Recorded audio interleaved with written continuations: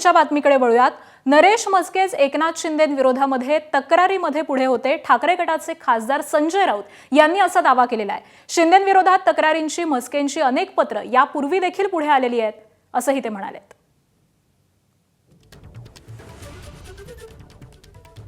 म्हणजे एकनाथ शिंदे यांच्या सर्वाधिक तक्रारी जर कोणी केल्या असेल त्या काळामध्ये ठाण्यातून, तर त्याचं नेतृत्व हे आमचे म्हस्केच करत होते। यांच्या हातामध्ये इतकी सत्ता सोपवू नका, कसा महापालिकेत भ्रष्टाचार चाललाय, कसं आम्हाला काम करू दिलं जात नाही वगैरे वगैरे वगैरे। एकनाथ शिंदे आपले मिस्टर म्हस्केच नेतृत्व सगळ्यांना माहिती आहे, रेकॉर्ड होते, पत्र आहेत त्यांची। तर संजय राऊत यांनी माध्यमांशी बोलताना आता नुकताच हा एक मोठा दावा केलेला आहे।